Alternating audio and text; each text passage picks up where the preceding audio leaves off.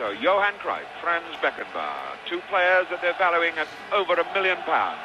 7 जुलाई 1974 Munich Germany. ये दिन हर football fan के दिमाग में छपा हुआ है, क्योंकि इस दिन सिर्फ एक वर्ल्ड कप फाइनल नहीं था, इस दिन था एक battle, a battle of two ideologies, दो फुटबॉलिंग फिलोसफीज और दो फुटबॉलिंग ग्रेट्स का। एक तरफ थे फ्रांज बेकनबाउअर, जिन्होंने फुटबॉल को डिसिप्लिन, डिफेंस और काम लीडरशिप का नाम दिया, और दूसरी तरफ थे योहान क्राइफ, जिन्होंने फुटबॉल को फ्रीडम, फ्लेयर और आर्टिस्ट्री का रंग दिया। एक तरफ था द काइजर और दूसरी तरफ द फ्लाइंग डचमैन, और ये बैट क्राइफ।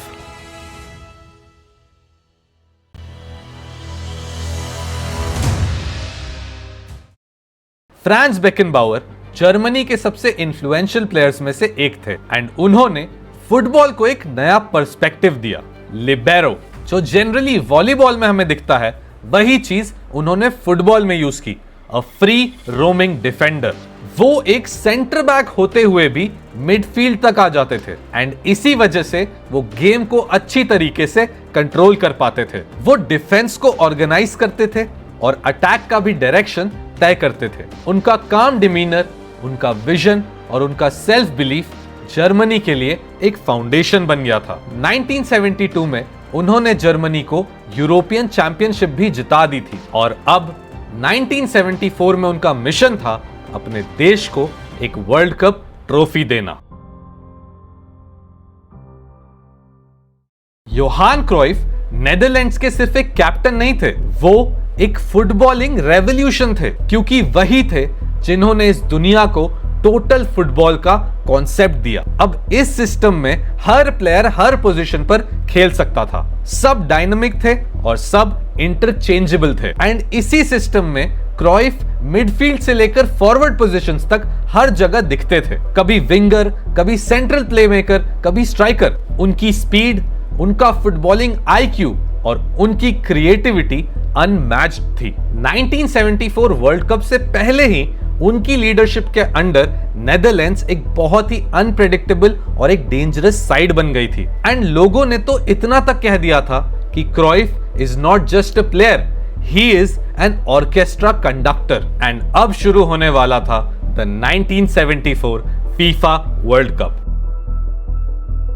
सबसे पहले बात करते हैं नेदरलैंड्स की। जब 1974 वर्ल्ड कप स्टार्ट हुआ तब लोगों ने उन्हें लाइटली लिया, लेकिन पहले ही मैच में यह पता चल गया कि ये टीम कुछ अलग है। योहान क्राइफ ने इस टीम को एक ऑर्केस्ट्रा की तरह लीड किया। हर प्लेयर डायनामिक था, सब लोग इंटरचेंज कर रहे थे, एंड यही अप्रोच था टोटल फुटबॉल। ग्रुप स्टेज में उन्होंने यूरुग्वे को हराया, स्वीडन से ड्रॉ किया और बल्गेरिया को 4-1 धूल चटाई। अब इसके बाद जो हुआ वो तो काबिलियत तारीफ था, क्योंकि उन्होंने अर्जेंटीना को 4-0 डिसमेंटल कर दिया, ईस्ट जर्मनी को 2-0 हराया और डिफेंडिंग चैंपियंस ब्राजील को भी 2-0 हरा दिया। एंड क्राइफ हर मैच में सेंटर ऑफ अटेंशन थे, गोल्स भी किए, असिस्ट भी दिए और पूरे गेम को कंट्रोल किया। एंड इसी वजह से नेदरलैंड्स बिना कोई गेम हारे फाइनल तक पहुंच गया था। अब बात करते हैं वेस्ट जर्मनी की। उन्होंने अपना टूर्नामेंट स्टार्ट किया चिली के खिलाफ, यहां पर वो जीत गए एंड फिर ऑस्ट्रेलिया को भी आसानी से हरा दिया, लेकिन ईस्ट जर्मनी के खिलाफ वो हार गए, एक पॉलिटिकल और इमोशनल झटका। लेकिन यही हार बेकनबाउअर के लिए एक वेकअप कॉल बनी। उन्होंने टीम को डिसिप्लिन में लाया एंड फिर से ऑर्गेनाइज किया। अब इसके बाद के राउंड्स में वेस्ट जर्मनी ने यूगोस्लाविया, स्वीडन और पोलैंड को हरा दिया, एंड इन 3 मैचेस में उनका गेम काफी टाइट, टैक्टिकल और फोकस था। गर्ड मुलर गोल्स मार रहे थे और पॉल ब्राइटनर मिडफील्ड को कंट्रोल कर रहे थे, एंड इन सब के पीछे एज अ फोर्ट्रेस खड़े थे फ्रांज बेकनबाउअर। एंड इसी तरीके से दो टीम्स, एक फ्लैम्बॉयंट अटैकिंग साइड नेदरलैंड्स और एक measured resilient side West Germany, Munich में टकराने को रेडी थे। Netherlands versus West Germany, Cruyff versus बेकनबाउअर।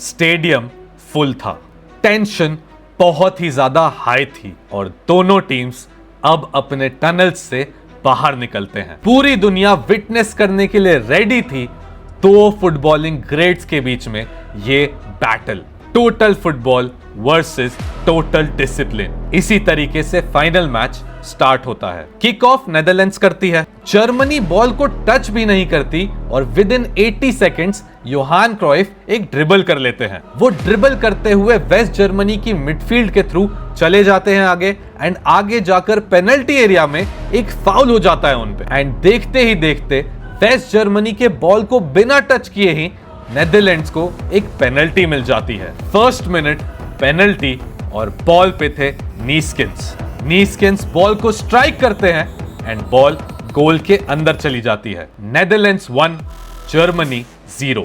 Germany ने बॉल को छुआ तक नहीं था और वो पीछे हो चुके थे एंड जितने भी लोग वहां बैठे थे वो यही सोच रहे थे कि ये मैच वन साइडेड होने वाला है, टोटल फुटबॉल बहुत ज्यादा ओवर पावरिंग होने वाला है। लेकिन कहानी अभी बाकी थी।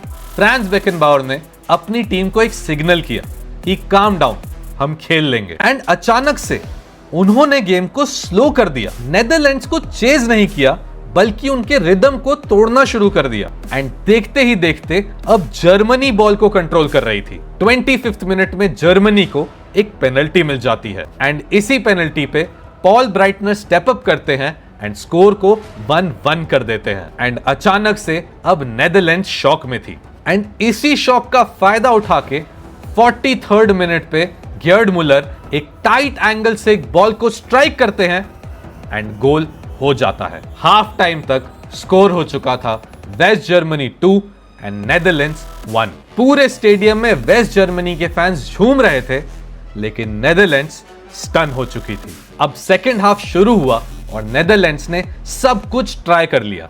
क्राइफ ने मल्टीपल टाइम्स ड्रिबल किए और चांसेस भी क्रिएट किए लेकिन बेकनबावर की लीडरशिप में जर्मनी का डिफेंस अनब्रेकेबल बन चुका था। हर मूव का जवाब मिल रहा था और हर अटैक का काउंटर हो रहा था एंड ऐसा लग रहा था जैसे बेकनबावर इस गेम को चेस की तरह खेल रहे हैं, क्योंकि उन्होंने सिर्फ बॉल को डिफेंड नहीं किया, उन्होंने इस पूरे गेम के टेम्पो को मैनिपुलेट कर दिया था। क्राइफ फ्रस्ट्रेट हो चुके थे और वो पूरे गेम में ट्राई करे जा रहे थे कि किसी तरीके से वो एक गोल मार दे, लेकिन उनका इम्पैक्ट पहले 10 मिनट तक ही लिमिटेड रह गया था। जर्मनी के प्लेयर्स हर बॉल के लिए फाइट कर रहे थे डिसिप्लिन और स्ट्रैटेजी के साथ। नेदरलैंड्स का टोटल फुटबॉल जर्मनी के टैक्टिकल फुटबॉल के सामने फीका पड़ गया था।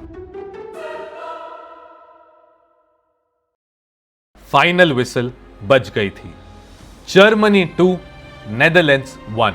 वेस्ट जर्मनी वर्ल्ड चैंपियन बन गया। फ्रांज बेकनबावर ट्रॉफी लेकर खड़े थे, उनकी आंखों में शांति थी, उन्होंने अपना मिशन कंप्लीट कर लिया था। लेकिन दूसरी ही तरफ योहान क्राइफ ग्राउंड पर खड़े थे, डिसअपॉइंटेड। वो टूर्नामेंट के बेस्ट प्लेयर थे, सबसे एलिगेंट फुटबॉलर, लेकिन ट्रॉफी उनसे कहीं दूर चली गई। अब देखा जाए तो नेदरलैंड्स ने इस दुनिया को एक नया स्टाइल दे दिया था फुटबॉल का, जो ईयर्स टू कम में बहुत ज्यादा इफेक्टिव होने वाला था। लेकिन इस दिन इस जगह वेस्ट जर्मनी फाइनल जीत चुकी थी, वो वर्ल्ड चैंपियंस बन चुके थे। स्टाइल वर्सेस सब्सटेंस में आज सब्सटेंस की जीत हो गई थी। बाद के एक इंटरव्यू में बेकनबावर ने कहा था कि क्राइफ फुटबॉल के पिकासो थे।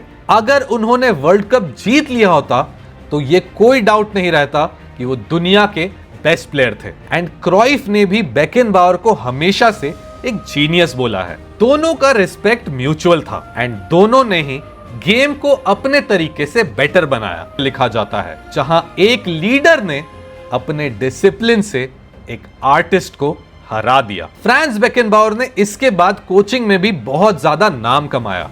उन्होंने 1990 में जर्मनी को कोच बनकर भी वर्ल्ड कप जितवाया। योहान क्राइफ ने भी बार्सिलोना के फ्यूचर को बदल दिया। ला मासिया एकेडमी, टिकी टाका फुटबॉल स्टाइल और पेप ग्वार्डियोला सब उनकी लेगेसी का हिस्सा हैं। एंड आज भी फुटबॉल का हर फैन उस 1974 के वर्ल्ड कप को जरूर याद रखता है। एक फाइनल जहां पहले ही मिनट में एक सपना देख लिया गया था और 90 मिनट्स बाद वो सपना छीन लिया गया। ये था 1974 फीफा वर्ल्ड कप फाइनल। एक ऐसी कहानी जहां जीत ट्रॉफी की नहीं, गेम को समझने और समझाने की थी।